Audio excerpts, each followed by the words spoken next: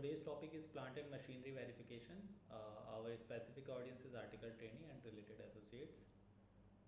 So plant and machinery verification at construction site, जिसमें हम एक पूरा कॉम्प्रिहेंसिव यहाँ पर एक ट्रेनिंग मॉड्यूल डिस्कस करेंगे. After this PPT we will go to the checklist session also, है ना. जो हमारी चेकलिस्ट है जो हमें दी गई है उसके भी हम एक बार लाइन आइटम्स को देख लेंगे. एंड देन उसके बाद हम एक क्वेश्चन एंड आंसर का सेशन यहाँ पर रखेंगे. तो वो जैसे प्रीवियसली हम लोग अटेंड करते हैं उसी हिसाब से हमें अटेंड करना होगा. एक MCQs रहेंगे, आप लोगों को मेल पर आएंगे and you have to attend it in a limited time frame. So first of all we need to understand the objective of the plant and machinery audit. तो प्लांट एंड मशीनरी ऑडिट में हमारा objective क्या रहेगा, तो specially हमें ये रहेगा कि एक तो जो उसकी रिपोर्टिंग हो रही है वो एक्यूरेट हो रही है ना, जो भी डाटा है वो एक्यूरेट है. सेकंड, जो रिसोर्सेज हैं उसका ऑप्टिमल यूटिलाइजेशन हो रहा हो. एंड जो ऑर्गेनाइजेशनल स्टैंडर्ड्स हैं एंड जो कॉम्प्लायंसेज हैं कंपनी के, उनका फॉलोएंस हो रहा हो. तो ये बेसिकली इसको 4 पार्ट में हम बोल सकते हैं कि एक तो उनकी फाइनेंशियल रिपोर्टिंग है ना, उस मशीन के जो भी एक्सपेंडिचर्स हैं, जो भी उसके रिलेटेड फाइनेंशियल एस्पेक्ट्स हैं वो प्रॉपर्ली कवर होने चाहिए. सेकेंड इज़ जो कि मेजर है एंड मोस्ट इम्पोर्टेंट है, that is optimal utilisation of resources के जो मेरे रिसोर्सेज डिप्लॉयड हैं वो ऑप्टिमली मैं उसको यूटिलाइज़ कर पा रहा हूँ साइट पे या नहीं कर पा रहा हूँ, एफिशिएंटली उसको हम यूटिलाइज़ कर पा रहे हैं या नहीं कर पा रहे हैं. उसके रिलेटेड कॉम्प्लायंसेज जहाँ पर हम इंश्योरेंस एंड उनके RTO कॉम्प्लायंसेज की बात करते हैं. एंड ऑर्गेनाइजेशनल स्टैंडर्ड्स को वो मीट कर रहे हैं या नहीं कर रहे हैं, यानी जो हमारी ऑडिटी के जो ऑलरेडी SOPs हैं वो SOPs regarding plant and machinery वो फॉलो हो रही हैं या नहीं हो रही हैं, वो स्टैंडर्ड्स फॉलो हो रहे हैं या नहीं हो रहे हैं. सो auditor must verify both owned and hired machinery through systematic documentation review and physical verification. So I don't know how many of you have gone for the physical verification of the machine itself. क्या होगा कि maybe most of you are checking the PNM billing, है ना. उनके आप जो hiring के bills आ रहे होंगे वो आप चेक कर रहे होंगे. लॉग बुक से डीजल कंजम्पशन आप लोग चेक कर रहे होंगे. जो डाटा आपके पास आ रहा होगा you are just relying on that data and proceeding with your audit जो भी असाइनमेंट्स हैं. But I am not sure how many of you have done the physical verification of the assets. Let's suppose आपके पास जो invoices आए hired machinery की जो list है आपके पास, that list is showing N number of machines. So कितने लोगों ने उस एन नंबर ऑफ मशीन्स को फिजिकली जाके वेरीफाई किया है कि क्या वो मशीन एक्चुअल साइट पे अवेलेबल है या नहीं है. ठीक है. तो कुछ हैं यहाँ पे जिन्होंने फिज़िकली मशीन्स को वेरिफिकेशन किया है, मशीन जाके चेक की है कि जो एंट्रीज लॉगबुक या जो मेरी PNM के MIS में जो रिपोर्ट्स हैं उनके अकॉर्डिंगली फिज़िकली वो मशीन साइट पर अवेलेबल है या नहीं. कितने लोगों ने चेक किया है?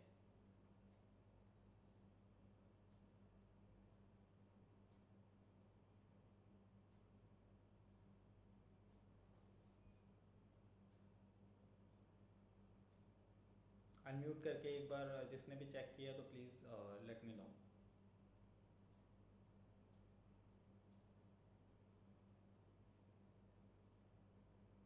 Surprise, no one. ओके.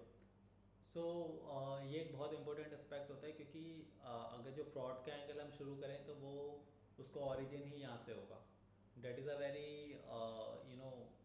एक कॉमन फ्रॉड है कि जहाँ पर आपको फिज़िकली रिसोर्सेज अवेलेबल नहीं होते हैं बट ऑन पेपर चीज़ें ओनली चल रही होती हैं.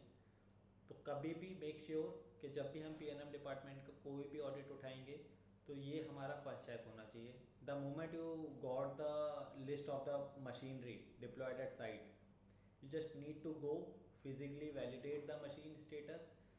मशीन हो सकता है मशीन साइट पे है, हो सकता है वो इक्विपमेंट वो व्हीकल साइट पे है, बट वो रनिंग कैपेसिटी में है ही नहीं. ठीक है. उसकी हालत इतनी ख़राब है कि वो ऑपरेट ही नहीं हो सकता है, जस्ट साइट पे पड़ा है एज अ डंप. तो that is not useful for us, है ना. उसका स्टेटस क्या है, क्योंकि जब आप देखेंगे ना जो वर्क ऑर्डर्स होते हैं तो उनमें क्राइटेरिया रहता है. हायरिंग मशीन का जब हम वर्क ऑर्डर की बात करेंगे तो that work order itself have some standard criteria कि मशीन की एज क्या होगी. ठीक है, मशीन के किलोमीटर्स रीडिंग कितने होंगे. So all those factors are mention in the work order. अगर नहीं है तो that things again we need to report कि आपका work order are not in standard format, जहाँ पर हमें यही नहीं पता कि वेंडर को कितनी पुरानी या कितनी नई मशीन लगानी है. मैंने एक मशीन का हायरिंग रेट सिलेक्ट किया, लेट से 50,000 रुपये पर मंथ, तो वो 50,000 पर मंथ की जो मैं मशीन का एक मैंने रेट सेट किया है, तो वो एक स्टैंडर्ड सेट रखते हुए किया होगा कि इस मशीन से मैं इतना काम ले लूँगा. बट वॉट क्या, अगर वो मशीन 20 साल पुरानी है, वो उतना एफिशिएंसी के साथ साइड पे काम ही नहीं दे पाएगी मुझे, तो मेरा पर्पज़ ही सॉल्व नहीं हुआ ना, फुलफिल नहीं हुआ. So that thing I have to report by physically verification of the machines. तो वो लिस्ट हमें चाहिए होती है कि एज ऑन डेट आपकी साइट पे कितनी मशीन है, एंड उसके अकॉर्डिंगली हमें एक बार जाओ पूरी मशीन को वेरिफिकेशन करके आओ. एंड उससे आपको जो न्यू ज्वाइनीज हैं, जो रिसेंटली इस इंडस्ट्री में हम लोग काम कर रहे हैं, so will have a better idea कि वो एक्चुअल में मशीन क्या है, कैसे ऑपरेट करती है, क्या काम करती है. तो उसके लिए तो वो ज़रूरी है ही है. ठीक है, सेम फॉर प्लांट ऑल्सो, कि प्लांट का अगर कुछ वहाँ पर चीज़ें हैं, तो क्योंकि लॉग बुक जो रहती है वहाँ पर आपको रीडिंग्स भी दिखती हैं, तो that readings also we need to recheck with the physical reading of that machine. अब मान लो रीडिंग को ही अगर किसी ने इन्फ्लेट करके वहाँ पर बढ़ा के लिखा हुआ है, तो आपको डीजल कंजम्पशन तो कभी ज़्यादा दिखाएगा ही नहीं. आपको तो हमेशा दिखाएगा कि ऑप्टिमल यूटिलाइजेशन हो रहा है, मतलब डीजल भी एवरेज में ही जा रहा है. बट एक्चुअल में आप देखते लो मीटर रीडिंग चल भी रही है नहीं चल रही. समटाइम्स यू विल फाइंड कि वो मीटर की रीडिंग ही नहीं आ पा रही है, वो मीटर ख़राब है. तो once you will go for the physical verification ना, there are numerous observations you can write up in your report. ठीक है, तो that thing has to be there. जितने भी लोग प्लांट एंड मशीनरी टच करते हैं, that thing need to be checked. ठीक है, without failure. So documentation review की अगर हम बात करें, तो डॉक्यूमेंटेशन में log book is the main document जो एक मशीन के साथ होना ही चाहिए. Any machine without a log book और without an updated log book, है ना, not acceptable.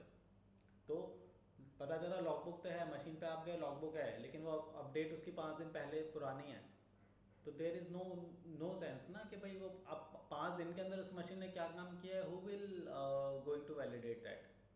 Log book has to be signed off on daily basis, है ना. लॉग बुक जितने लोगों ने देखी, आपको पता होगा एक फॉर्मेट रहता है उसका डेली बेसिस का, कि आज की मेरी ओपनिंग रीडिंग क्या है, क्लोजिंग रीडिंग क्या है, डीजल कितना कंज्यूम किया एंड क्या काम किया मैंने. तो वो जो क्या काम किया मैंने is the very important segment, जो कि most of the time you will found के नहीं मेंशन होता है. वो चीज़ मेंशन करवानी है. And at last that has to be signed, है ना, बाय द रिस्पेक्टिव जिसके अंडर में वो मशीन ने काम किया है, वो वहाँ पर साइन ऑफ होनी चाहिए. उसके बाद मेंटेनेंस रिकॉर्ड्स अगेन इंपॉर्टेंट, कि उस मशीन का रिपेयर मेंटेनेंस कितना हो रहा है. यानी रूटीन मेंटेनेंस होता है, मशीन का रूटीन चेकअप होना चाहिए, एक मेंटेनेंस शेड्यूल रहता है. That maintenance schedule we have to take from the plant and machinery department. तो मेंटेनेंस शेड्यूल, अब अगर हम ओन मशीन की बात कर रहे हैं तो उसका मेंटेनेंस मुझे खुद करना है. हार्ड मशीनरी की बात कर रहे हैं तो एक दिन का हम लोग उन लोग को मेंटेनेंस के लिए, सर्विसिंग के लिए अलाउ करते हैं, है ना, as per work order terms. तो वो सर्विसिंग और मेंटेनेंस हो रही है या नहीं हो रही है, that we need to check. अपनी मशीन का मेंटेनेंस शेड्यूल क्या है, कितने किलोमीटर में कौन सी मशीन का सर्विसिंग होनी है, वो हो रही है या नहीं हो रही है, that we need to check. Operational data for accuracy and completeness, है ना, उनको ऑपरेशन के रिगार्डिंग क्या है. कोई प्लांट है तो उसके प्रोडक्शन के रिकॉर्ड्स कितने अवेलेबल हैं, कि वो प्लांट एक पार्टिकुलर डेट में रनिंग आवर्स क्या है, प्रोडक्शन उसका कितना निकला, एक पार्टिकुलर डेट में कितना शटडाउन टाइम था उसका, और शटडाउन टाइम का रीज़न क्या था, कितने टाइम रिपेयर मेंटेनेंस में रहा, रीज़न क्या था. वो पूरा एनालिटिकल रिव्यू हमें करना होता है. देखना होता है कि स्टैंडर्ड कैपेसिटी में वो चल रहा है या नहीं चल रहा है. देखो जितने भी प्लांट्स होते हैं ना, हर किसी की स्टैंडर्ड कैपेसिटी होती है. 360 मैट्रिक टन का होता है, 200 मैट्रिक टन का होता है, 250 मैट्रिक टन का होता है. तो ऑब्वियसली अगर 360 मैट्रिक टन किसी प्लांट की कैपेसिटी है, तो वो 360 टन ही नहीं निकालेगा. तो हमें उसकी एक ऑप्टिमम कैपेसिटी में जाना होता है, लेट्स से 80%. तो उतनी कैपेसिटी वो मीटअप कर रहा है या नहीं कर रहा है. अगर उतना भी नहीं कर रहा है, 10-20% ही मीटअप कर रहा है, तो मतलब इट्स अ बैड आइडिया कि मैं पूरा प्लांट की कॉस्ट उस प्रोजेक्ट पर डिप्लॉय करूँ, है ना. अगर उस प्लांट का उतना यूज़ नहीं है, मैं उससे उतने रिसोर्सेज मैं नहीं यूटिलाइज करवा पा रहा हूँ, देन इसमें हम एक डिसीजन मेकिंग में जा सकते हैं कि you should buy from the open market. Why you are deploying a whole plant है जिसका प्रोडक्शन कैपेसिटी आप उतनी यूटिलाइज ही नहीं कर पा रहे हो, अगर आपको उतना यूज़ ही नहीं करना है तो. ठीक है। प्लांट हैवी प्लांट्स आपका साइट्स पे इंस्टॉल करोगे जब आपकी रिक्वायरमेंट, प्रोडक्शन की रिक्वायरमेंट बहुत ज़्यादा है, तो तभी आप उससे उसका ROI ले पाओगे। अगर वो उतना ज़्यादा ही नहीं है तो आपके तो प्लांट की कमीशनिंग एंड डीकमीशनिंग कॉस्ट इतनी ज़्यादा हो जाती है कि आप जो सोचो कि मैं मार्केट से खरीदूंगा तो कुछ कॉस्ट सेव कर लूँगा। There are so many other factors also, but ये सारे फैक्टर्स हमें कंसिडर करते हुए ही अपनी रिपोर्ट्स देखनी है। ठीक है, वो एनालिटिकल रिव्यू होना चाहिए कि प्लांट कितने % चला पूरे महीने में, मतलब पहले तो रनिंग हमने उसको ऑप्टिमल यूटिलाइज किया या नहीं किया, दैन उसके बाद उसका आउटपुट कितना रहा, standard output versus actual output, क्यों वेरिएंस था। प्लानिंग डिमांड ही नहीं थी मार्केट में, मतलब मार्केट आई मीन टू से हमारे प्रोजेक्ट पे डिमांड ही नहीं थी, इसके लिए ऑपरेट नहीं किया, या प्लांट का कुछ इशू और ब्रेक डाउन का इशू था। सेकेंडली कि ये जो इसने मशीन जो प्रोडक्शन किया है ना, जो मैंने प्लांट को यूटिलाइज किया, उसका प्रोडक्शन फिर अगेन कंजम्पशन से हम लोग रिकन्सिलेशन करते हैं, तो वो एक सेकेंडरी पार्ट हो गया है ना, that is an operational part. But अगर हम प्लांट एंड मशीनरी की बात करें तो वहाँ हमें ये देखना है कि हमारा प्लांट एफिशिएंटली हमने यूटिलाइज़ किया है नहीं किया, उसका diesel consumption as per standard norms है या नहीं है, और उसका ऑपरेशन एंड मेंटेनेंस टाइमली हो रहा है या नहीं हो रहा है। ठीक है, वो चीज़ें हमें मेक श्योर करनी है। फिजिकल वेरिफिकेशन हम लोग पहले ही डिसाइड कर चुके हैं कि हमें जाके देखना पड़ेगा कि सबसे पहली चीज़ तो ये कि वो एग्जिस्ट करता है या नहीं करता, सबसे मेन चीज़। सेकेंडली एग्जिस्ट करता है तो कंडीशन क्या है उसकी, है ना, ऑपरेशनल कंडीशन में है या इन ऑपरेशनल कंडीशन में है, बस खड़ा ही है लाके।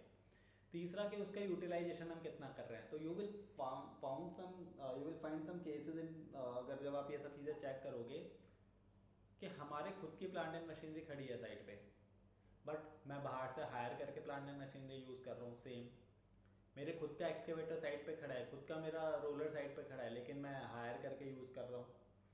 ये सारे एंगल हमें देखने होते हैं, है ना। तो आप वो ऐसे में आपको क्या बोलेगा, सर प्रोजेक्ट की रिक्वायरमेंट थी, तो आपको ये देखना ऑलराइट प्रोजेक्ट की रिक्वायरमेंट थी, तो आप ये देखो कि जो आपकी जो मशीन है वो पूरे महीने में उसका यूटिलाइजेशन 30%, 40%, 50%, 100% कितना है। पता चल रहा है मैं अपनी ओन मशीन 30% यूटिलाइज कर रहा हूँ, बाहर से हायर्ड मशीन लाके उसका यूटिलाइजेशन 70% का है, तो मैं क्यों हायर कर रहा हूँ भाई, वो 30% की कैपेसिटी को इंक्रीज कर सकता हूँ ना मैं। अदर फैक्टर्स ऑल्सो इंक्लूड्स, तो बट इस एंगल से हमें चेक करना होता है। ऐसा ही नहीं है कि बस हायर्ड मशीनरी का बिल आ गया तो मुझे बस उस बिल के अंदर जो भी है एनोमलीज फाइंड करनी है कि भाई इसके अंदर कोई प्रॉब्लम्स हैं या नहीं है, ओवर बिलिंग तो नहीं है। मुझे ये भी देखना है कि उस मशीन की रिक्वायरमेंट थी भी या नहीं थी। पता चल रहा है हायरिंग करके आई है, सब चीज़ें ठीक है, यूटिलाइज करिए, सब कुछ ठीक है, लेकिन उसके अगेंस्ट में मेरी खुद की मशीन अगर खड़ी है साइड पे तो मैंने हायर ही क्यों की है, समझ रहे हो। तो ये सब चीज़ देखनी होती है, तो इसलिए इंपॉर्टेंट है कि आप जाके फिजिकली चेक करो, जिससे हमें आइडिया हो कि सेम लेवल की मशीन हमने कितनी हायर की है और कि हमारी कितनी ओन थी। ठीक है, तो ओन वर्सेस हायर का एक वेरिफिकेशन होना ही चाहिए।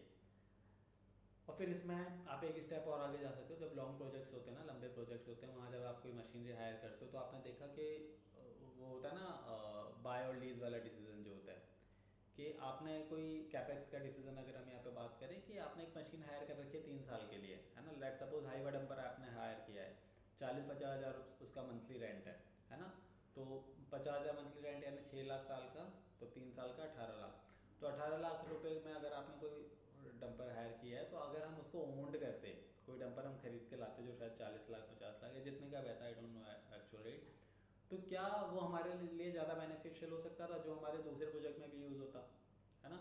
तो उस तरीके से भी हमें सोचना पड़ता है, जो लॉन्ग ड्यूरेशन के लिए मशीन हायर हो रही है उनके लिए एटलीस्ट, है ना। जो शॉर्ट ड्यूरेशन के लिए हायर हुई 3-6 महीने के लिए मैंने हायर किया, या हैवी मशीन है ना, अब हम पाइलिंग मशीन की बात करें तो ऑब्वियसली वो हम नहीं बाय कर सकते, या JCB रोलर से एक्सकेवेटर है, अगेन वो बड़ी मशीन है बट मोस्टली कंपनीज के पास वो होती हैं, तो वो एक उस हिसाब से हमने चेक करना होगा कि अवेलेबिलिटी क्या थी हमारी खुद की मशीन की और हायरिंग का स्टेटस क्या है। Then performance analysis, evaluate efficiency metrics and identify underutilization और operational issues। Alright, we already discuss about this कि भाई मशीन पहले तो जो हम अवेलेबल है उसका हम यूटिलाइजेशन कितना कर रहे हैं, और यूटिलाइजेशन जो हम कर रहे हैं तो उसमें ऑपरेशनल करने में कुछ इश्यूज तो नहीं है हमें, है ना, उसका ऑपरेशनल हम लोग एज पर स्टैंडर्ड कर पा रहे हैं नहीं कर पा रहे हैं, तो वो चीज़ें हमें रिव्यू करनी होंगी।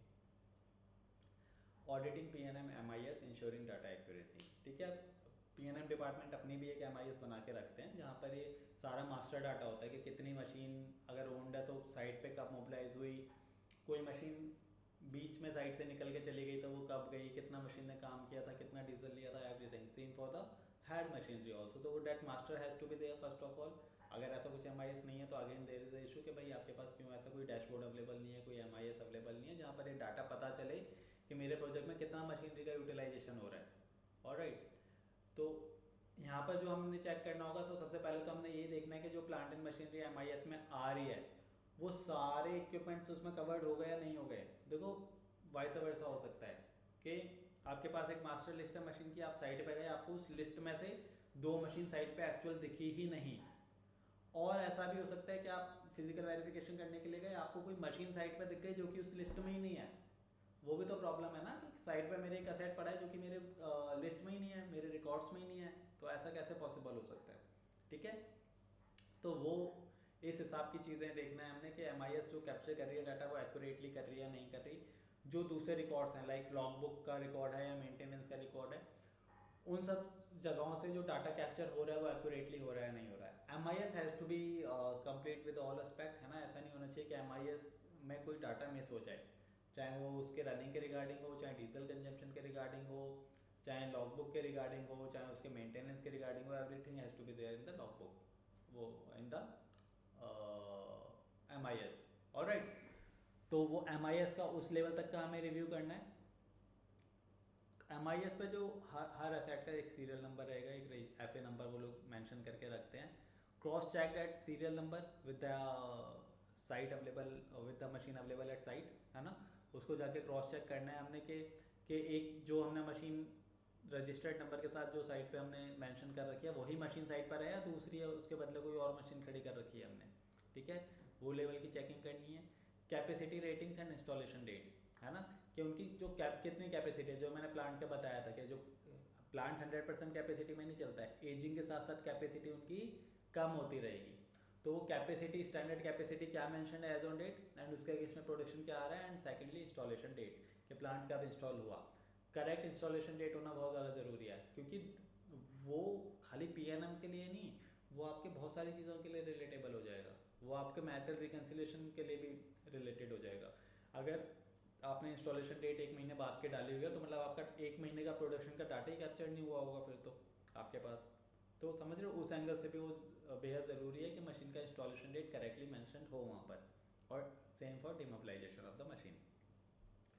Confirm monthly utilisation hours match physical records, है ना। जो MIS में जो यूटिलाइजेशन आवर्स आ रहे हैं वो फिजिकल रिकॉर्ड्स, फिजिकल रिकॉर्ड क्या हो गया यहाँ पे, लॉग बुक्स माई फिजिकल रिकॉर्ड्स, है ना। लॉग बुक के अकॉर्डिंगली, या आप उसको कहीं और से थर्ड वे वेरिफिकेशन कर सकते हो। तो वहाँ से जैसे मान लीजिए प्लांट का लिखा है कि 10 घंटे ऑपरेट हुआ था, तो उसकी 10 घंटे ऑपरेशन के हिसाब से उस प्रोडक्शन कितना होना चाहिए था, उतना प्रोडक्शन आया या नहीं आया। क्योंकि जो डीजल कंजम्पशन, इलेक्ट्रिसिटी कंजम्पशन और सारी चीज़ें हुई होंगी वो 10 आवर्स के हिसाब से रिकॉर्ड हो रखी होंगी, बट आउटपुट कितना है, that we need to make sure. Validate fuel consumption data against diesel issue slips, है ना। डीजल का जो भी हम डाटा चेक करेंगे वो स्टोर के रिकॉर्ड के साथ 100% मैच होना चाहिए, 100%। ठीक है, कोई वेरिएशन एक्सेप्टेबल नहीं है उसके अंदर।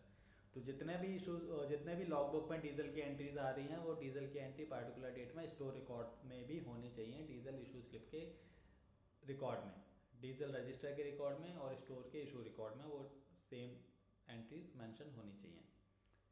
Check that breakdown records reflect actual down time periods, है ना। जो भी ब्रेकडाउन अगर कभी मशीन का रहा है तो वहाँ हमें देखना है कि वो एक्यूरेटली मेंशनड है या नहीं।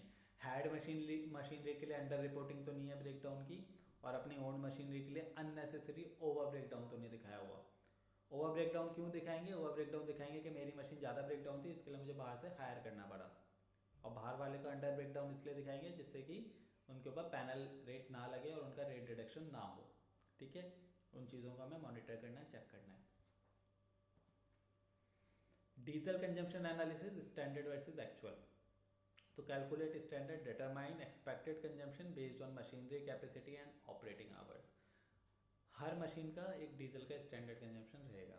ठीक है, आपको आइडियली वो PNM डिपार्टमेंट से मांगना है उनकी ओन मशीनरी के लिए, अदरवाइज आपको इंडस्ट्री स्टैंडर्ड रेफर करने हैं। ठीक है, तो उस स्टैंडर्ड के अगेंस्ट में फिर, एंड ये जो स्टैंडर्ड्स हैं, you that standards you also you need to compare with the other sites standards also. ऐसा नहीं है कि हाईवा का स्टैंडर्ड आपको दे दिया उसने कि भाई 3 किलोमीटर पर लीटर ये चलेगा हाईवा, और दूसरी साइड पे वो आपने देखा 4 साइडों पे वो 5 किलोमीटर पर लीटर का एवरेज है, तो भाई आपकी साइड पर 3 किलोमीटर का क्यों इतना वेरिएंस क्यों है? अगर स्टैंडर्ड 5 है तो ठीक है, 4.5 या 5.5 हो सकता है, बट 5 का 3 नहीं होना चाहिए। ठीक है, तो हो सकता है कि आपको स्टैंडर्ड ही मैनिपुलेट करके दे दिए जाए जिससे कि आप डीजल कंजम्पशन में वेरिएंसेस ही ना निकाल पाओ। तो जो डीजल कंजम्पशन का स्टैंडर्ड आपको दिया है, that we need to compare with the industry and other sites standard also, है ना। तो उसमें भी हम लोग फिर देखेंगे कि कुछ ना कुछ इश्यूज निकलते हैं। Same for hiring machine. Hiring machine को देखना कि पहले से स्टैंडर्ड हमने उनको बढ़ा के तो नहीं दे दिए हैं कि कितना भी डीजल वो यूज़ करे और कभी रिकवरी बने ही ना, क्योंकि उनको भी स्टैंडर्ड्स के हिसाब से डीजल इशू होता है। अगर उसके ऊपर स्टैंडर्ड के ऊपर कंजम्पशन जाएगा तो that recovery has to be there. But what कि अगर उन्होंने स्टैंडर्ड ही रिपोर्ट उस हिसाब से कर दी कि जैसे मैंने बोला कि हाईवा को उन्होंने दिखा दिया कि 1 लीटर में 3 किलोमीटर ही जाएगा ये हाईवा, तो जबकि उसका स्टैंडर्ड होता है 4 किलोमीटर अगर हम बोलें तो 4 किलोमीटर अगर वो हाईवा ने 100 लीटर डीजल लिया तो हम स्टैंडर्ड के हिसाब से 400 किलोमीटर रनिंग होनी चाहिए थी, बट वो 300 किलोमीटर रनिंग ही दिखाएगा, तो 100 किलोमीटर का तो एक्सेस डीजल ले गया ना वो हमसे। तो उस हिसाब से हमें चेक करना होता है। Record actual, verify diesel issue slips and fuel pump records for actual consumption. So fuel pump records here I mean to say the store records. कई बार साइट्स पे क्या होता है कि हमारे खुद अगर पंप का हमें परमिशन मिल जाता है तो हम लोग खुद डीजल पंप वहाँ पर लगा सकते हैं, कई बार परमिशन मिलती है तो या तो हम वहाँ से रिकॉर्ड को चेक करें, वो नहीं है तो इन जनरल केस जहाँ पर आप सब लोग काम कर रहे हैं तो मोस्ट ऑफ द केसेस में डीजल टैंकर आते हैं, स्टोर के थ्रू डिस्पैच होता है डीजल, तो उस रिकॉर्ड के साथ चेक करना है। तो यानी वो जो बेस रिकॉर्ड है उस बेस रिकॉर्ड को हमें कभी भी छोड़ना नहीं है, उस बेस रिकॉर्ड बेस डाटा के साथ हमें क्रॉस चेकिंग करनी ही करनी है। कोई भी रीज़न हो सकता है, गलती से मिस रिप्रेजेंटेशन हो सकता है या नोइंगली भी हो सकता है, तो दोनों चीज़ हमने देखनी है। तो पूरा जब आप डीजल का रिकन्सिलेशन जब आप करेंगे ना, ओवरऑल रिकन्सिलेशन के टोटल डीजल कितना प्रिक्योर्ड हुआ साइड पे, एंड डीजल इज समथिंग जिसका आपको ऐसा तो नहीं है कि स्टॉक साइड पे आपको बहुत ज़्यादा दिखेगा, है ना। एट अ टाइम बहुत मिनिमम क्वांटिटी ही दिखती है जो कि फिजिकली आप वेरीफाई आराम से कर सकते हो। तो उसका ओवरऑल रिकन्सिलेशन करना बहुत ज़्यादा ज़रूरी है कि टोटल कितना प्रिक्योर्ड हुआ था, टोटल जो कंजम्पशन है वो मशीन वाइज कंजम्पशन आपको दिख गया, अब वो उस पार्टिकुलर मशीन में उतना डीजल गया भी या नहीं गया, है ना। फिर उसके स्टैंडर्ड क्या थे, तो ये पूरा आपका ना ऐसा चेन बन जाएगी जिसमें आपका पूरा डीजल का ऑल वे कंपेरिजन, ऑल वे वेरिफिकेशन वहाँ पर क्लोज हो जाता है आपका, ठीक है। एंड बहुत सारी आपको इसके रिगार्डिंग ऑब्जर्वेशन देखने को मिल जाएंगी। फिर compute variances, so once you will done with this exercise you will definitely came up with some variances, तो वो आपको कंप्यूट करने हैं, उनका फाइनेंशियल इम्पैक्ट निकालना है, एंड अकॉर्डिंगली अगर वो एक्सेप्टेबल लिमिट में था तो दैट्स ओके, नहीं तो रिकवरी वाले मोड में हमें उसको रिपोर्ट करना है। तो यहाँ पर हमें देखना है कि ऑब्वियसली जो वेरिएंसेस का रहेगा उसका एक सर्टेन क्राइटेरिया रहेगा, एक्सेप्टेबल वेरिएंसेस रहेंगे, लेट्स से 5% 10% जो भी है, तो उसके अकॉर्डिंगली वेरिएंसेस आपके रहने चाहिए। उसको ओवर जा रहे हैं तो हमें देखना पड़ेगा इधर साइट ने एक्शन ले लिया उनकी रिकवरी के लिए, नहीं लिया है तो that action required to be taken, ठीक है। तो डीजल की बात कर ली, डीजल के बाद यहाँ पर हमने देखा उनका शेड्यूल, ठीक है, रिक्वायर्ड वर्सेस एक्चुअल। तो प्लांट एंड मशीनरी एक प्रोजेक्ट पे कैसे डिप्लॉय होगी, रैंडमली तो डिप्लॉय नहीं होगी कि चलो यार आज मन किया एक लोडर मंगवा लेते हैं, आज 10 हाईवा मंगवा लेते हैं, आज एक प्लांट आरएमसी का प्लांट लगा लेते हैं, आज एक हम डब्ल्यूएमएम का प्लांट लगा लेते हैं, ऐसे नहीं होगा, है ना। मेरे प्रोजेक्ट का एक शेड्यूल रहेगा, पूरे प्रोजेक्ट का वर्क शेड्यूल रहेगा। अगर मुझे प्रोजेक्ट 2 साल में कंप्लीट करना है और एक्सकेवेशन से लेके चीज़ें शुरू होनी है तो मुझे पता होगा कि पहले 3 महीने में मुझे एक्सकेवेशन कंप्लीट करना है, तो एक्सकेवेशन कंप्लीट करना है तो एक्सकेवेटर मुझे रिक्वायर्ड रहेगा, लोडर मुझे रिक्वायर्ड रहेगा, हाईवा डंपर मुझे डंपिंग के लिए रिक्वायर्ड रहेंगे। तो ये 3 मशीन की मुझे बेयर मिनिमम रिक्वायरमेंट है। तो वो उस पीरियड में मैंने मशीन ली या नहीं ली, तो पीक रिक्वायरमेंट रहेगी उस टाइम पे इन मशीन्स की। उसके बाद लेट सपोज कि जब मेरा अर्थवर्क का काम कंप्लीट हो गया, बैक फिलिंग कंप्लीट हो गया, मेरा फाउंडेशन के ऊपर काम आ गया, तो अब मेरी जो रिक्वायरमेंट है इन वाली मशीन की वो रिक्वायरमेंट नहीं होनी चाहिए आइडली। अगेन मैं एक बहुत ही ओवरऑल बेसिस पे बात कर रहा हूँ, तो इन जनरल वैसे रिक्वायरमेंट नहीं होनी चाहिए। तो लेट सपोज मैंने एक्सकेवेशन के टाइम पे 4 एक्सकेवेटर हायर किए हुए थे, तो अब वो एक्सकेवेटर 1 हो जाना चाहिए या 1 भी नहीं होना चाहिए। तो वो देखना है कि शेड्यूल को मैच करते हुए जो मशीन की रिक्वायरमेंट है वो मीट हो रही है नहीं हो रही है ना। क्या मेरे पास उतनी मशीन अवेलेबल है या फिर ओवर अवेलेबल है, अंडर या ओवर अवेलेबिलिटी का हमने वहाँ पर वेरिफिकेशन करना होता है।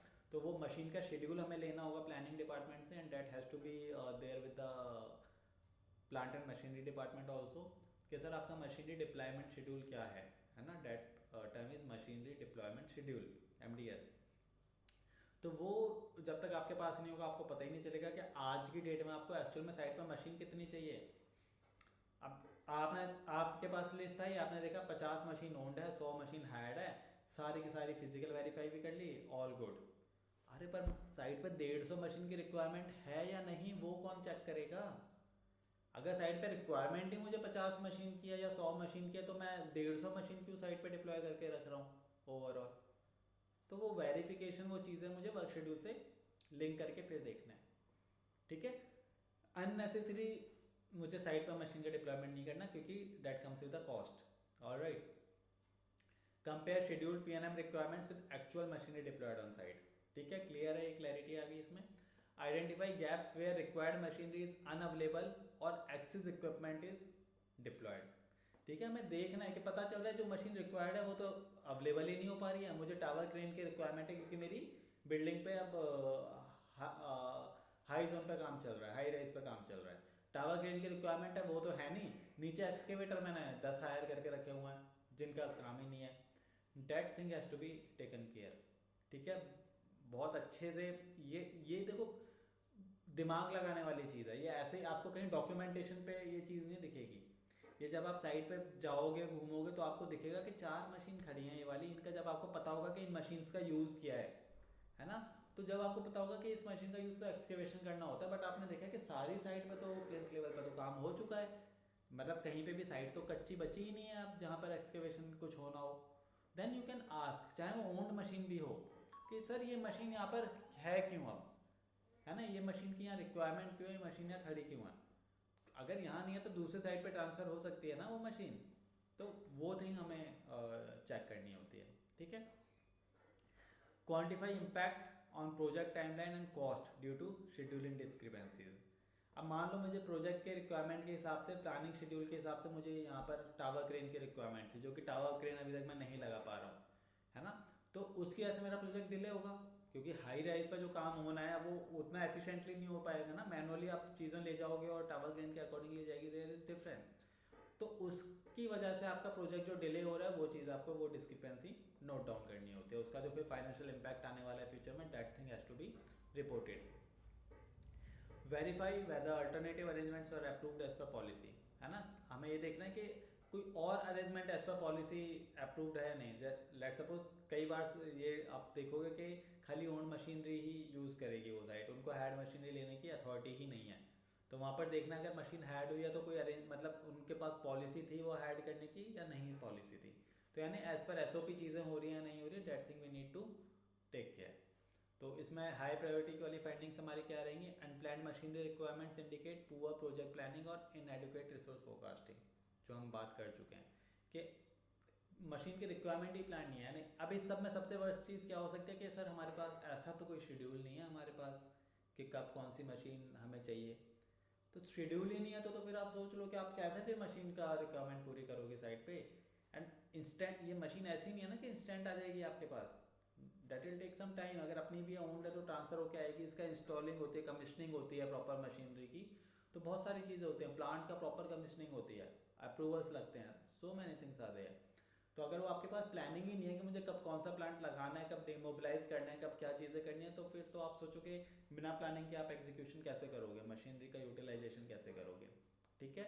तो उस एंगल से भी देखना है। तो हमने यहाँ देखा क्या, डीजल के रिगार्डिंग हमने देखा, यहाँ हमने MIS को समझा कि MIS किस हिसाब से डाटा कैप्चर कर रहा है, और यहाँ हमने देखा कि फिजिकल वेरिफिकेशन हमने मशीन का क्यों करना ज़रूरी है, ठीक है।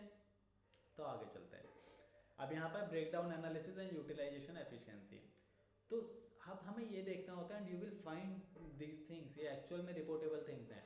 कंटिन्यूअस ब्रेकडाउन, आपको कुछ मशीन ऐसी दिखेंगी वो हर महीने मतलब 20 डेज ब्रेकडाउन में ही है, एवरी मंथ 20 डेज ब्रेकडाउन में, या कोई मशीन 3 महीने से ब्रेकडाउन में ही पड़ी है। तो क्या एक्शन ले रहा है मैनेजमेंट उस पर, साइट का डिपार्टमेंट क्या एक्शन ले रहा है, PNM डिपार्टमेंट, कि वो ब्रेकडाउन को रिवाइव करने के लिए क्या उसने स्टेप लिए, और 3 महीने से अगर वो ब्रेक डाउन है तो ऑब्वियसली मैंने मशीन हायर करके फिर काम कर रहा हूँ मैं।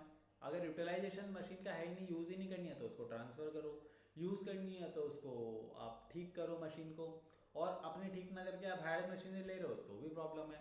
तो ऐसी चीज़ों के ऊपर हमारा फोकस जाता है। तो 50 में से 2 मशीन आपको ऐसे दिखेंगी जो कंटिन्यूसली ब्रेक डाउन में ही है, तो उनके ऊपर फिर डिसीजन क्या ले रहा है मैनेजमेंट, उनके रिपेयर मेंटेनेंस भी पता चल रहा है कि इतना खर्चा होता जा रहा है जो कि मशीन के कॉस्ट से भी ज़्यादा है, उस हिसाब से हमें रिव्यू करना है। तो रिपेयर मेंटेनेंस कॉस्ट को भी कंपेयर करना है हमने कि एक पार्टिकुलर मशीन उसके वैल्यूएशन क्या है एज ऑन डेट, और उसके ऊपर मैं कितना मेंटेनेंस पे खर्चा कर रहा हूँ। कोई मशीन का मान लो एज पूरी हो गई है, वो 15 साल पुरानी मशीन है, आज उसका जो वैल्यूएशन है वो 5 लाख रुपए का है, और उसका मैं देख रहा हूँ मंथली मुझे 50-60 हज़ार रुपये तो मेंटेनेंस में ही लगाना पड़ रहा है, तो देर इज़ नो पॉइंट, है ना। उस हिसाब से चीज़ें हमें वैलिडेट करनी होंगी। Idle machinery identification most important. यहाँ पर तो हमें वो तो हो गया ब्रेक डाउन कर, चलो मशीन ख़राब है, यहाँ पर तो मेरे पास मशीन सब कुछ है ठीक है, पर मैं उसको यूटिलाइज ही नहीं कर रहा, आइडल पड़ी है, तो ऐसा क्यों भाई, दूसरी साइड पर मोबिलाइज करो, जब तुम्हें ज़रूरत हो तब मंगवा लो, ठीक है।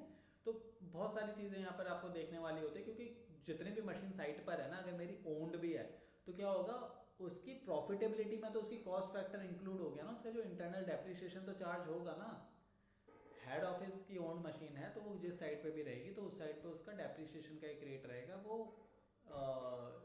यूज़ होगा, है ना, कॉस्टिंग उसकी वहाँ पर डलेगी। तो मैं मशीन को यूज़ कर नहीं रहा, 150 मशीन लेके खड़ी हुई हैं जो 50% यूटिलाइजेशन पे चल रही हैं, अरे उस 50 को नंबर 40 करो, 30 करो, जिससे मेरा जो डेप्रिसिएशन का कॉस्ट है वो मतलब रिड्यूस हो, यहाँ से कम हो, एंड वो मशीन कहीं और यूटिलाइज हो जहाँ प्रोजेक्ट पे ज़रूरत है। एक ही प्रोजेक्ट तो नहीं चल रहा है कंपनी का, ठीक है। एक्सेस मशीनरी डिटेक्शन, है ना, हमें ये भी चेक करना है कि सरप्लस मशीनरी वहाँ पर है या नहीं प्रोजेक्ट की रिक्वायरमेंट के हिसाब से। तो ये सब चीज़ें आपको ना, जब आप साइट पे निकलोगे, घूमोगे, देखोगे, तब आपको आइडिया होगा कि हाँ कि कितनी मशीन साइट पे रिक्वायर्ड है, साइट का फिजिकल स्टेटस क्या है, again as per the schedule, जो प्लानिंग शेड्यूल है कि भाई उसके अकॉर्डिंगली कितनी मशीन डिप्लॉयड होना चाहिए थी आज की डेट में और कितनी डिप्लॉयड है। तो उस एंगल के साथ हमने पूरा एनालिसिस करना होगा पीएनएम में। पीएनएम की एक खुद की अपनी पूरी कंप्लीट ऑडिट रिपोर्ट बन सकती है, जो कि हम हमारा खाली एक सेगमेंट है रिपोर्ट का। पीएनएम खुद में एक पूरी एक ऑडिट रिपोर्ट डेवलप कर सकता है अगर इतना इन डेप्थ जाके उसको चेक किया जाए तो। हैवी इन्वेस्टमेंट वाली चीज़ है, ठीक है, अच्छा खासा पैसा जाता है कंपनीज का, हायरिंग में अच्छा खासा पैसा जाता है, उसके अंदर बहुत सारे फ्लॉज आपको मिलेंगे हायरिंग वाली चीज़ में, तो ठीक है। Work execution and running efficiency, ये डाटा निकलवाना इज़ अ चैलेंज। ये क्या होता है कि आपके पास जो एक्सकेवेटर हैं, जो चीज़ें हैं ना, वो आपको डीजल कंजप्शन आपको मिल जाएगा, रनिंग आवर्स मिल जाएगा, बट एक पर्टिकुलर डेट में उसने कितना काम किया ये निकलवाना इज़ अ, मतलब ये लगा लो कि ट्रबल है। ये डाटा एक्यूरेटली मेंटेन होता ही नहीं है, ठीक है। लॉग बुक में एक्यूरेटली मेंशन ही नहीं होगा कि आज एक एक्सकेवेटर ने कितना एक्सकेवेशन किया, कहाँ कहाँ कौन कौन से पॉइंट पे एक्सकेवेशन किया, जबकि ये इतना इंपॉर्टेंट डाटा है। क्योंकि जब बात आती है ना कि machine use by the sub contractor, वो आपको कैसे पता चलेगा कि मेरी मशीन किसी सब कॉन्ट्रैक्टर ने यूज़ करी है। मैं एक रोड का प्रोजेक्ट कर रहा हूँ, मेरा रोड है, मेरे वहाँ पर मैंने एक्सकेवेटर रखे हुए हैं अपने।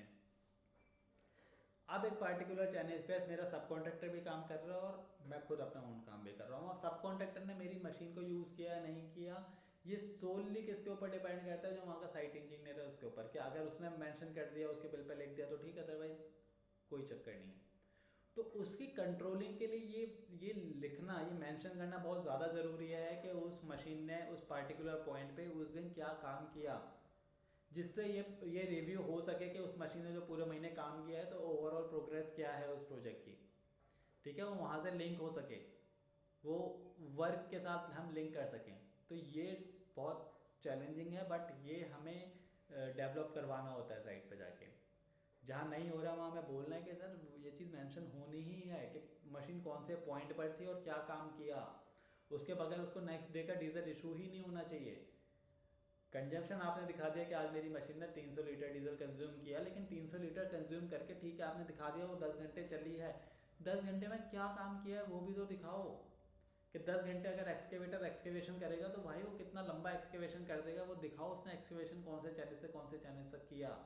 बैक फिलिंग की तो कितनी सॉइल की बैक फिलिंग कर दी उसने, ठीक है, लोडिंग करी तो कितने हाईवा लोड करके उसने भेज दिए, वो चीज़ें मेंशन होना जरूरी है, बहुत ज़्यादा ज़रूरी है। लॉग बुक देखो, 10 लॉग बुक, 20 50 लॉग बुक देखो, नहीं मेंशन हो रहा है, फोटोज खींच के रिपोर्ट में अटैच करना है कि 50 लॉग बुक वेरीफाई की है, there is no pattern of recording the work done by the particular machine, so hence the linkage with the actual work done is not possible, and chances that the recovery of utilization of machine by subcontractors could not be possible, or the machine might be not used efficiently at the site।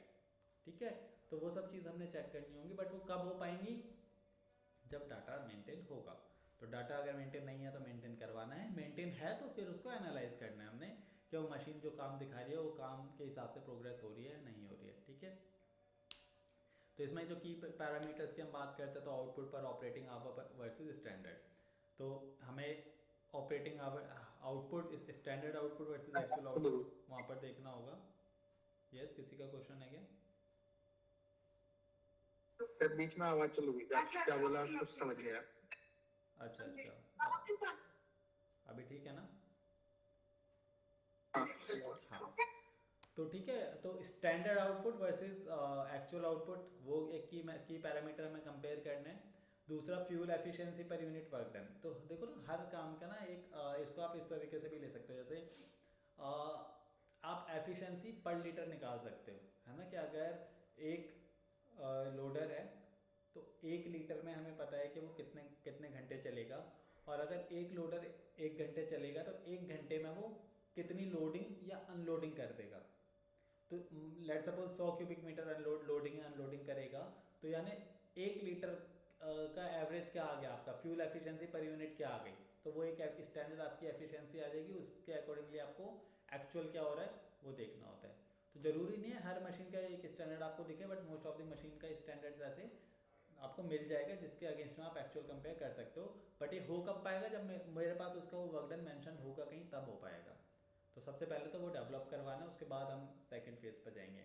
Achieved versus rated capacity utilisation, capacity utilisation we talked about at the beginning कि उसकी capacity हम क्या standard capacity है उसकी, और उसका actual utilisation हम कितना कर पा रहे हैं।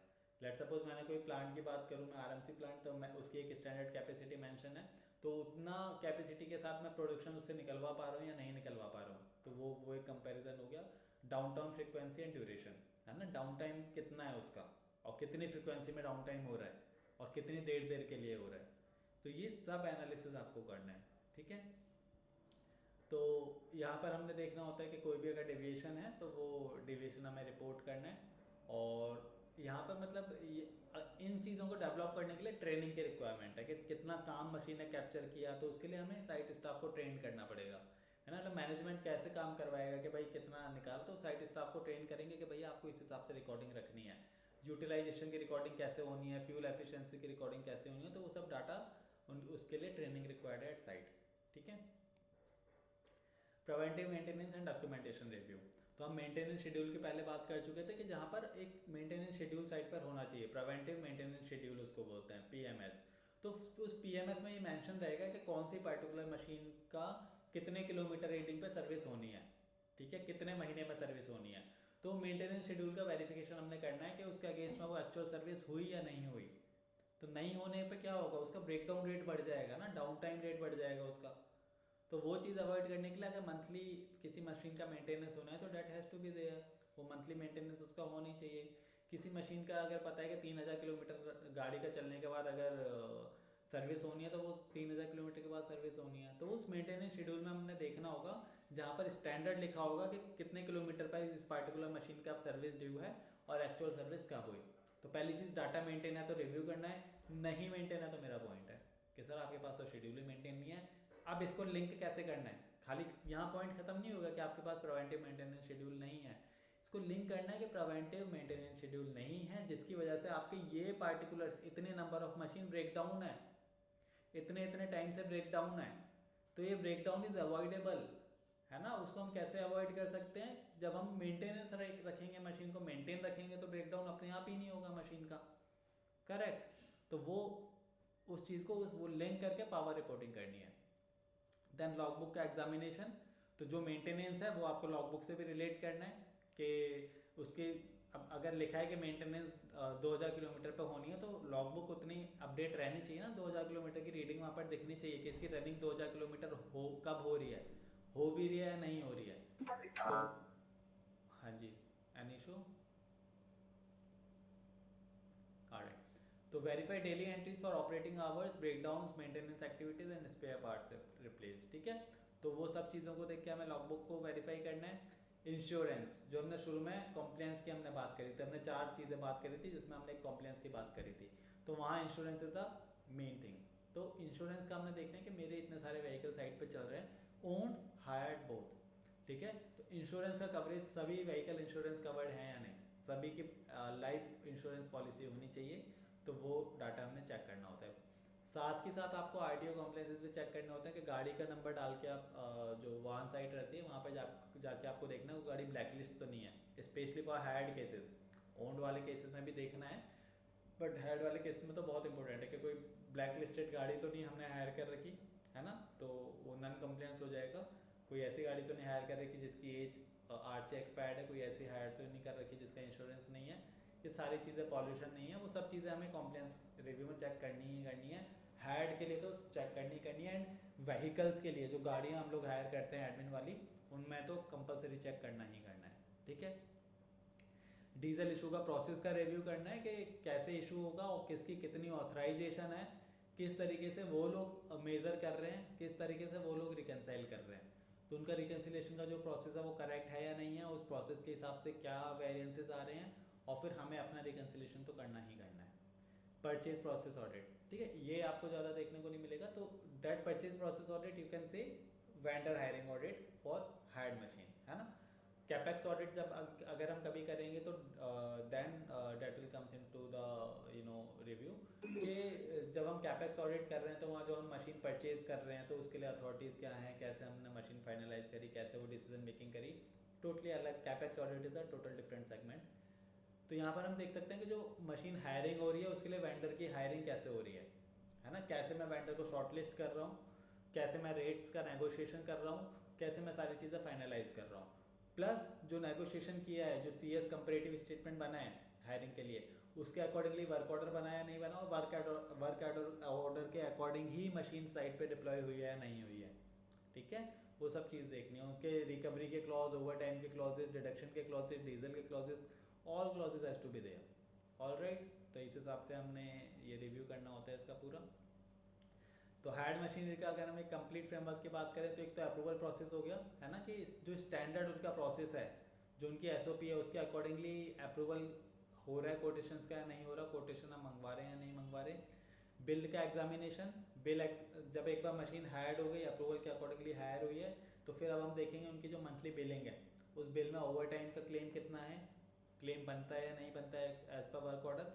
तो आप मोस्टली देखोगे जब ओवर टाइम के रेट्स अलग होंगे ना, तो मशीन आप देखोगे रात में ही काम कर रही है। अरे अगर मशीन को रात में ही काम करना था तो फिर आपने उस हिसाब से रेट को नेगोशिएट क्यों नहीं किया पहले। कई काम ऐसे होते हैं जो आपको पता है कि नहीं मैं रात में ही करूँगा, दिन में आप देख रहे हो कि मशीन खाली कब पड़ी है पूरे दिन और खाली रात में ही काम हो रहा है, तो ऑटोमेटिकली सारे का सारा जो रेट जा रहा है वो OT वाले रेट में ही जा रहा है। तो उस हिसाब से हमें हमारे रेट का नेगोशिएशन होना चाहिए ना, या तो फिक्स रहना चाहिए या फिर 24 आवर्स के लिए आप हायर करो irrespective of the OT and all those things, है ना, जहाँ पर पॉसिबल है। ब्रेकडाउन का पीरियड क्या है, आइडल टाइम कितना आ रहा है, लॉग बुक के अकॉर्डिंगली चीज़ें अपडेटेड हैं या नहीं है। हायरिंग मशीन में तो लॉग बुक बहुत ज़्यादा इंपॉर्टेंट हो जाती है।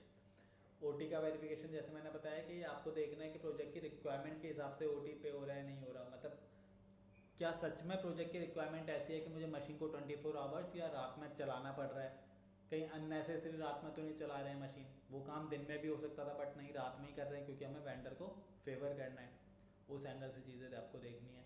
कोटेशन कंपैरिजन जो अगेन हायरिंग पार्ट है कि मैं जितनी भी मशीन मैंने हायर करी है उसमें अलग अलग मशीन के सेम मशीन के हायरिंग रेट्स क्या हैं, और उस मशीन को जब मैं हायर कर रहा था तो डिफरेंट कोड्स क्या आई थी, किस किस रेट्स की आई थी, तो मैंने जिस मशीन को हायर किया उसको हायर करने का बेसिस क्या है मेरा। ठीक है, अब यहाँ पर ये कुछ बेस्ट प्रैक्टिसेस हैं जो आपको यूज़ करना चाहिए for the effective P&M verification, जिसमें हमने सबसे पहले एंड मोस्ट इंपॉर्टेंट बात करी है रेगुलर साइट विजिट्स। ठीक है, आपको फिजिकल वेरिफिकेशन का करना ही करना है, सरप्राइज इंस्पेक्शन आपको करने हैं, लॉग बुक आपको बता के नहीं जाना है कि सर आपने पीएनएम को बोला सर आज ना या कल चलो लॉग बुक का वेरिफिकेशन करना है तो आप हमें लेके चलना, नहीं नहीं नहीं। लॉग बुक का तो कभी भी आपको बता के नहीं चलना, आपको अपडेशन के नहीं तो कभी भी फ्लॉज वहाँ पे नहीं देखने को मिलेंगे, सारी लॉग बुक अपडेट मिलेंगी आपको। ये आपको सरप्राइज चेक करना है, ठीक है। जो मशीन साइट पे आ रही है किसी भी मशीन का लॉग बुक मांग लो, जब आप साइट विजिट पर जा रहे हो किसी भी रैंडम मशीन का लॉग बुक मांग लो, किसी भी रैंडम मशीन के लॉग बुक इंस्टेंटली उसको बोलो पीएनएम वाले को सर मुझे अभी दो आप। तो उस तरीके से यानी सरप्राइज चेक आपके होने चाहिए, बता के जाओगे तो कभी कुछ नहीं मिलेगा, ठीक है। फिजिकल वेरिफिकेशन के लिए यू कैन गो, वो आपको अरेंज करके ही जाना पड़ेगा, बट स्टिल आपको कोशिश यही करनी कि ये चीज़ें सरप्राइज चेक हों, सरप्राइज इंस्पेक्शन हों इनके। डॉक्यूमेंटेशन का ट्रेल आपको पूरा मेंटेन करके रखना है ना। अगर हमने कोई भी डाटा देखा कि एमआईएस की कोई एंट्री में कुछ प्रॉब्लम है या किसी ऑपरेशन के डाटा में कोई रिकॉर्ड है तो उसका पूरा पूरा पीछे का जो ट्रेल है वो पूरा हमें मेंटेन करके चलना है ना। मशीन के रिगार्डिंग जितने भी डॉक्यूमेंटेशन है सब हमारे पास होने चाहिए। अगर किसी मशीन की ऑब्जर्वेशन है तो उसकी लॉग बुक से लेके उसके एमआईएस से लेके उसके स्टोर रिकॉर्ड से लेके वेंडर है तो उसका वर्क ऑर्डर, उसके hiring, everything has to be there, एक पूरा सेट होना चाहिए रिपोर्टिंग पॉइंट ऑफ व्यू से। ट्रेंड एनालिसिस आपको देखना है, वेरिएंसेस आपको देखना है कि कोई एक मशीन है जिसमें डीजल का कंजम्पशन हमने देखा कि स्टैंडर्ड चलता हुआ आ रहा था कि 3 किलोमीटर पर लीटर के हिसाब से हो रहा था, अभी सडनली 2 महीने से 5 किलोमीटर का उसका आ गया या 1 किलोमीटर पर लीटर रह गया, तो ऐसा सडन क्या चेंज हुआ। ट्रेंड एनालिसिस हमें करना होता है, ओवरऑल ट्रेंड एनालिसिस करो, है ना, कि मंथली बेसिस पे टोटल वर्क डन कितना साइट पे हो रहा है, मंथली बेसिस पे डीजल कंजम्पशन कितना है, अगले महीने टोटल साइट पे वर्क डन कितना है, डीजल कंजम्पशन कितना है। ये ओवरऑल कंपैरिजन होता है, तो इनसे ना आपको क्या एक आइडिया मिलता है कि कौन से महीने में डीजल कंजम्पशन एकदम से बढ़ गया, इन्फ्लेट हो गया, तो वो आपको एकदम हाई रिस्क वाला एरिया दिख जाता है कि यार इस महीने में मुझे डीप डाइव करके एक बार देखना पड़ेगा। आपने 10 महीने का ट्रेंड निकाला, 10 महीने आपने देखा कि जो डीजल कंजम्पशन है वर्क डन का वो लेट से 1% आता है, किसी पर्टिकुलर मंथ में आपने देखा वो 2% हो रहा है, तो ऐसा क्या हो रहा है, 2% का कंजम्पशन डबल कैसे हो गया, है ना। तो उस पर्टिकुलर मंथ में तो आपको स्पेशली देख ही लेना है कि भैया डीजल का पूरा उस महीने का थॉरोली चेक कर लो, ठीक है। तो ये सारे ना ये एनालिटिकल माइंड होता है कि आपको ऐसे थॉट प्रोसेस लगाने, अलग अलग चीज़ से लिंक करना है कंजम्पशन को। आपको देखना है हायरिंग के साथ डीजल को कंजम्पशन करके देख लो कि टोटल हायरिंग कॉस्ट क्या आ रही है, डीजल कंजम्पशन क्या आ रहा है, अगले महीने टोटल हायरिंग कॉस्ट क्या आ रही है, डीजल कंजम्पशन क्या आ रहा है। तो आपने देखा कि हायरिंग कॉस्ट सेम है तो यानी मशीन सेम ही रही होंगी हर महीने, पर डीजल कंजम्पशन मेरा एकदम बढ़ गया या कम हो गया, कुछ हो गया। इस तरीके से चीज़ें हमें रिलेट करके देखनी होती हैं। Cross functional coordination, engage with project manager, site engineers and maintenance teams for comprehensive data validation. हर किसी से ना बातें करते करते रहना होता है, इन्फॉर्मेशन निकलवानी होती है आपको कि आप पीएनएम डिपार्टमेंट के साथ तो काम कर ही रहे हो, साइट इंजीनियर से जाके आप बात कर सकते हो कि सर जैसे मान लीजिए आपके पास ये मशीन आपके पास खड़ी है तो ये सब कॉन्ट्रैक्टर अगर यूज़ करेगा तो क्या डाटा आप मेंटेन करवाते होंगे, क्या क्या डाटा मेंटेन होता है, कैसे आपको पता चलता है कि इस कॉन्ट्रैक्टर को मशीन देनी है या नहीं देनी है, कैसे अथॉरिटी आती है आपके पास। मेंटेनेंस टीम के से आप बात कर सकते हो कि सर आपके पास क्या डाटा है कि कौन सी मशीन का कब रिपेयर मेंटेनेंस होना है। प्रोजेक्ट मैनेजर से बात कर सकते हो कि सर अभी हमें कैसे ये जो साइट पे इतनी मशीन है ये कब तक इतनी रहने वाली है, कोई और नई मशीन साइट पे आएगी क्या, या स्टेटस क्या है मशीन। तो यानी उस टॉपिक के रिगार्डिंग जितना ज़्यादा डिस्कशंस करोगे तो कहीं ना कहीं से आपको वो इन्फॉर्मेटिव जो नॉलेज है वो मिलती रहेगी अपने लिए, ठीक है, जो हमारे काम में बहुत हेल्पफुल रहेगी। Focus on high value items, obviously prioritize verification of high cost machinery and rented equipment with significant expenditure exposure। तो वो तो आपके ऑलरेडी सैम्पलिंग में आ ही जाना चाहिए कि जब आप वेरिफिकेशन कर रहे हो तो हाई वैल्यू या हाई रेंटल वाली मशीन को हमने पहले लेना है, उसका वेरिफिकेशन करना है, then we will go to the other machines. Actionable reporting, quantify findings in monetary terms and recommend specific corrective actions with responsible persons and timelines। ये तो आपको क्लियर है ही कि जब भी हम कोई चीज़ रिपोर्ट करेंगे, जब हमने कुछ फाइंड आउट कर लिया, डिस्कशन कर लिया, ऑब्जर्वेशन मेल पे डाल दी, क्लोज हो गई, साइन ऑफ हो गई, नाउ उसको मॉनेटरी टर्म्स में हमें क्लासीफाई करना है, रिकमेंड करेक्टिव एक्शंस क्या होने चाहिए वो डिस्कस करने हैं, मेंशन करने हैं, एंड कौन वो एक्शन टेकन करने वाला है वो सब चीज़ मेंशन करके हमें प्रॉपर रिपोर्ट में डालनी है। देखो ये सब चीज़ें ना आप ये मत सोचना गाइस कि ये सब टीम लीडर का काम है, रिपोर्टिंग वो देखेगा। अगर ये माइंडसेट लेके चलते रहोगे तो आप कब रिपोर्ट बनाओगे फिर, है ना, आपका वो थॉट प्रोसेस कब डेवलप होगा। टीएल तो कर ही लेगा, चलो वो तो कर रहा है, वो करता ही रहेगा, कोई प्रॉब्लम नहीं है, लेकिन आप उस कैपेसिटी में कब जाओगे, मतलब उसके लिए कोई सर्टिफिकेशन होगा या कोई डिप्लोमा आप करोगे कि उसके बाद मैं उस पोजीशन पे जाऊंगा, वो आपको खुद से डेवलप अपने अंदर करना पड़ेगा। है ना। आपका काम है, आपने अच्छे से किया है, आपको एक एक चीज़ पता है, ड्राफ्ट करो ना रिपोर्ट, ड्राफ्ट करके दो। ऑब्वियसली उसके अंदर जो उसका एक अच्छा रिव्यू करके उसको जो प्रेजेंटेशन उसका जो चेंज करना होगा, जो उसका कम्युनिकेशन चेंज करना होगा वो कर लेगा, जो उसके बाद जीटीएल भी करेगा, जो उसके बाद हम पार्टनर लेवल पे भी होगा। बट आपसे इनपुट रिपोर्टिंग फॉर्मेट में ही जाए, that will develop your reporting process, है ना। आपकी रिपोर्ट राइटिंग का प्रोसेस जो है वो इनहेंस होगा इस तरीके से। अदरवाइज आप तो बस ऑब्जर्वेशन देते रहोगे और बैठ के ड्राफ्ट करवाते रहोगे टीएल के साथ। ये माइंडसेट हटा दो कभी भी कि reporting is with TL only. Reporting starts with you only, है ना। Reporting starts with the person who did the work, जिसने वो एग्जीक्यूट किया है काम, रिपोर्ट उसको ही करना है वो चीज़। उसके आगे करेक्शन, उसके इम्प्रोवाइजेशन, एवरीथिंग वो चलता रहेगा। आपको फिर कंपेयर भी करना है अपने वर्जन को और फाइनल वर्जन को।